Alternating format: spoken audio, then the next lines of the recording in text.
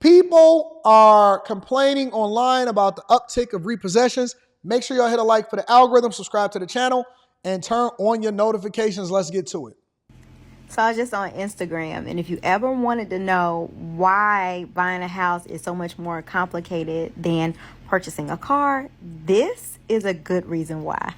Here's another reason to make your car payment on time. Ford in the process of a patent application for self-driving cars to drive away from their owners. After a series of missed payments, Ford's proposal will force the car to drive itself to a repossession agency. I think that that's what's eventually going to happen anyway, especially with these autonomous driving. And don't get mad at the people at the manufacturers and say, well, we couldn't, if we couldn't afford our payment and none of that, all of that type of stuff. No, listen, pay your car note. You ain't got to have to worry about it. Actually, I'll do you one better. If you pay off your car and you get something that you can afford, you don't have to worry about repossessions and we throw that away in the first place. If anybody has ever had a repossession in their life, and I have, all right, 2007, 2008 was not kind to me at all. I was like, you know what? I'm never going through this again. I got all of my cars repossessed. I stacked my money and I went and paid for a car cash, and I said that I'm never going through this again. If anybody has ever had a repossession before, you know that it is not a pleasant feeling. Your neighbors is going to know about it. The people that surround you going to know about it. Your family members going to know about it. They know that you pulling up in that jalopy after you just had a repossession is you can't finesse. Nah, man, you know what? I just got tired of having a car note, so I'm moving a little differently now. No, you wanted your car and you couldn't afford it no more, and so they took it out of your hands because it was something that wasn't best for you. Anybody that's ever had a repossession before knows that it is not a pleasant feeling and it is embarrassing. Then you got to start announcing, you know what, man, I'm tired of this. I'm just thinking about giving my car. No, you can't afford it, big dog. You should have never had that Challenger and that Charger Hellcat that you're paying $1,300 a month for in the first place. The real finesse is paying off everything. All right? Let's get into this. 2015, I got a 2015 fucking Chrysler 200. Yo, my car was running on those run flats forever because I could not afford to get them replaced. Mind you, I got not the spare tire run flats. Got the car because my fucking sugar daddy put the down payment on it. When we broke up, I said, who paying that? God. Katie can't afford that. Yo, me and the lady that was collecting the money was so good friends at that point because she really was on it. She would call me. She's like, Katie, don't you hang up. Don't take my car because I ain't got no car. Looked like she needed an 8. She should have fixed that with the sugar daddy. Sugar daddy had her sitting right. See, that's the key. That's the key. Fellas, if you're going to take care of a woman, I don't care what position that she in. If you're going to start, because I know a lot of y'all like to simp out and say, oh, man, I want to handle 100% of the bills. If I get one more guy that call me and I say, hey, man, so what's going on? Yeah, man, I got a girlfriend. I'm thinking about marrying her. Okay, so what's the goal with her? I want her to not have to work. I want to take care of 100% of the bills. She got a kid or something? Y'all got kids together? No. So what's she going to be doing all day? This is what y'all do for all of y'all that's simping out. Now, I advise you not to simp out, but if you're just going to force yourself to simp out, then this is what you do. Number one, preferably put it in her name, all right? If you're going to be simping and paying a car note, then pay the car note. Don't pay the car off in full, because if she decide to leave or get another guy and have him sitting, if you get in the car and the car is all the way like this, if the seat is all the way like this, if you get in and the passenger seat is like this, another dude done been in there. Another dude done been in there. If you listen, don't let her tell you she fell asleep in the passenger side while she was at work. Don't let her tell you that her brother was in it. If the side passenger seat is like this, or the driver's seat, it's another man that been in there. Either tell her to take over the payments or we're going to be repossessing it ourselves. Either tell her to take over the payments or repossess it yourself. All right? Never a good idea to pay off and buy a chick a car and just give it to her. This is on condition. This is a month-to-month contract that you own. That's what Nate told you to do. She said, Katie, you better pay at least 1 month out of the 3, bitch, because you about to get that car repo. I feel like a failure, and it goes so much further.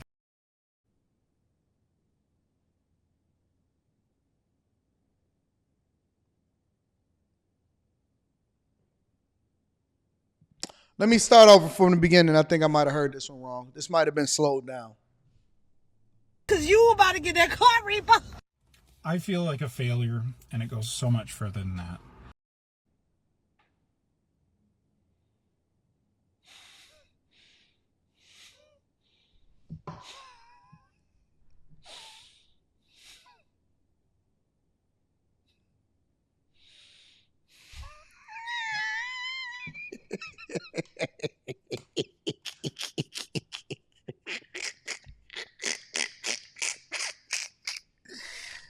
Oh man, Jesus Lord, why you do this to me? Why you throw this this monkey wrench into my plans? No, I'm just trying to make it. I'm trying to make it. We in monk mode on day one. Day one of monk mode did not call for this type of aggression, Lord. Be offense. Be offense. Be with us. Take care of us. Rebuke obstacles, accidents, incidents, run-ins with the police, tickets, problems, and trouble. In Jesus' name, amen. Jesus Christ. We gonna get through this, y'all. I am currently sitting in a vehicle that is technically no longer mine. Is that chest hair? I am surrendering it to the lender, so they will be repossessing it. I can no longer afford it. I can't afford the upkeep, the insurance, anything to do with it. I bought it brand new in 2015, shortly after buying a house. The house is since gone. And I have paid. So you lost your house and your car, and you bought it in 2015? What is that, a 9-year payment?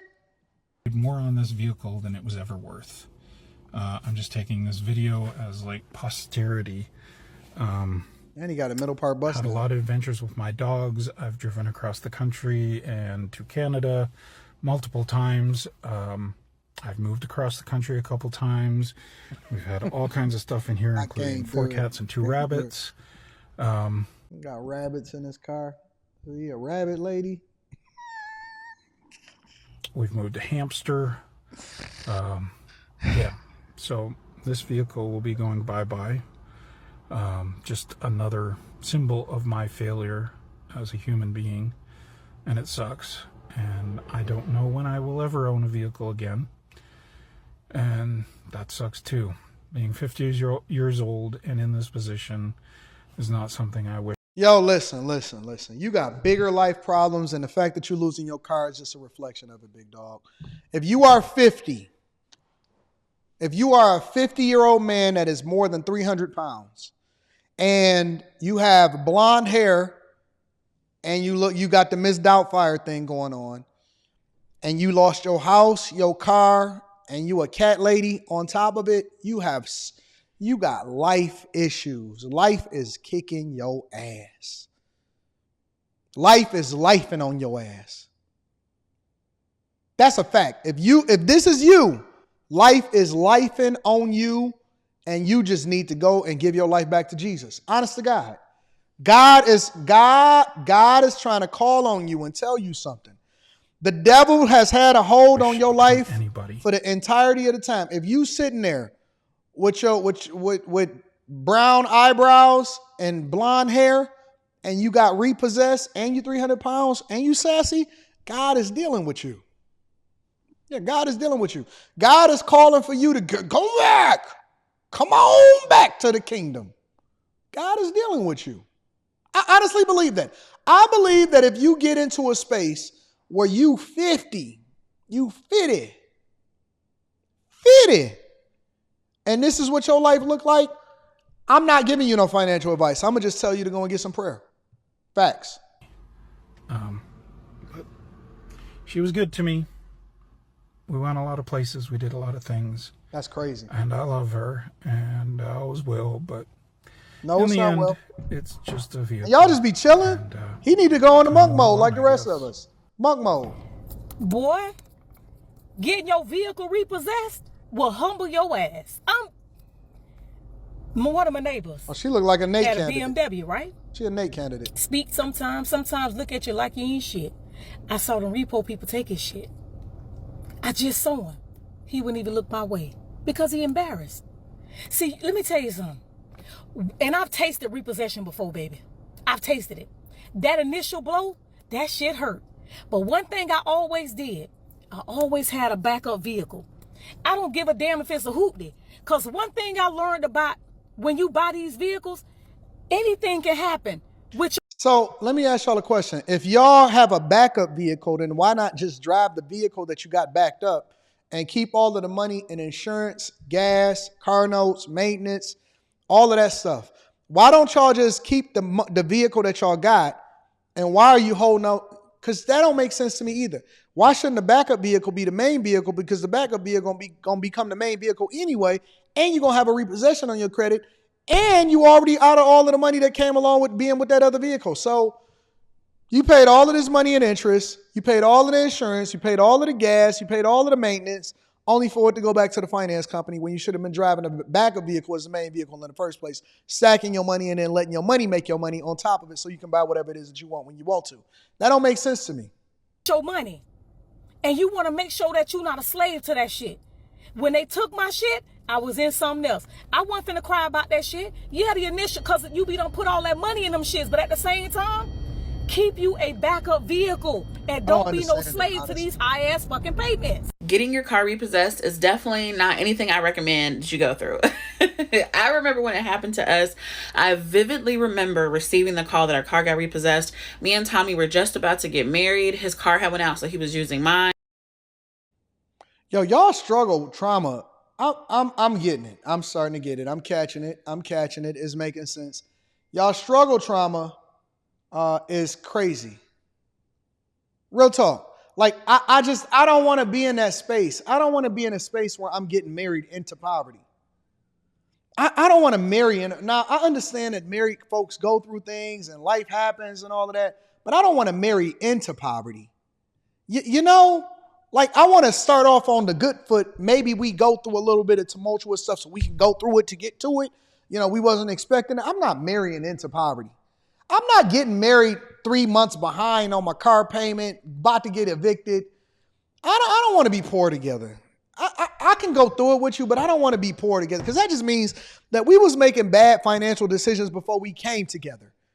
And we can't do nothing for each other. We can't save each other. I'm good. I'm good on marrying into poverty. We don't need to be together. We just need to go into monk mode, and just focus on ourselves. All right? And I remember I was in the bed slumped because I was working part-time at the bank. I was working afternoons and Tommy was going to work early in the morning, like around 8 o'clock. And I got a phone call from him and I'm like, what is going on? And he's like, did you come get the car? And I'm like, what do you mean did I come get the car? Like, I'm still half delirious. And they was sharing a car, so both of them ain't got no car now? So I'm like, why would I come get the car? And I'm like, no, I didn't come get the car. I'm in the bed sleep. He's like, well, the car is not here. And I'm like, what do you mean the car is not? And you be hoping that somebody stole the car, but you know that the repo man came and got it because you know that the finance company had been calling and asking you where the car was located in the first place. So now you just delaying inevitable. Hey, did you come get the car? You know they ain't came and get no car. You know it was the repo man to get that car. He's like, I came outside to go to work. The car is gone. And have y'all ever like overslept for work or for something like that? Like you snoozed your alarm, but you didn't have another alarm set. You went back to sleep and then like you had the best sleep of your life. And then out of nowhere, you just woke up like in terror because you knew you were late. That is how I woke up out the bed when it finally clicked in my head what he was saying. I was like, oh my God. Like I knew what happened immediately. I got on the phone with Wells Fargo. The first thing they said to me was, do you still have the car in your possession? Child. And you know that you in hot water, honey, when you call the line, it automatically transfers you to another line. They say, this is an attempt to collect a debt. Oh my God, y'all. When I tell you that I just wanted to literally throw up and slide down the wall in slow motion, it was terrible. Now, it was so much money to get that car back. We had to pay over $1,000 because that's how far I was behind, plus like $300 to get the car back from storage. And like I said, we were about a month out from our wedding. And this is actually where I originally mentioned the car getting repossessed in the video where I was talking about us being just young and like dumb and not thinking about finances, you know, and our car getting repossessed happened in the midst of all that stuff. And thankfully, my family was able to help us out. We got the car back, but y'all, I just do not recommend people ever go through that. Like, if you can avoid it, because it is just not fun. And that is one of the reasons why I'm like so against getting a car that we cannot afford right now, because not have like getting your car repossessed teaches you a couple lessons.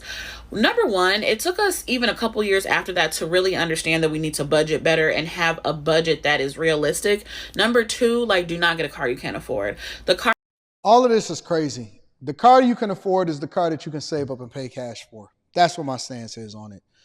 I'll continue these because I want to go through these, so I'll finish them up tomorrow. I got to prepare for Stock Club. We're going to push it back 15 minutes. So instead of doing it at 11:30 a.m. Eastern, we're going to do it at 11:45. 11:45, we're going to do it at 11:45, all right?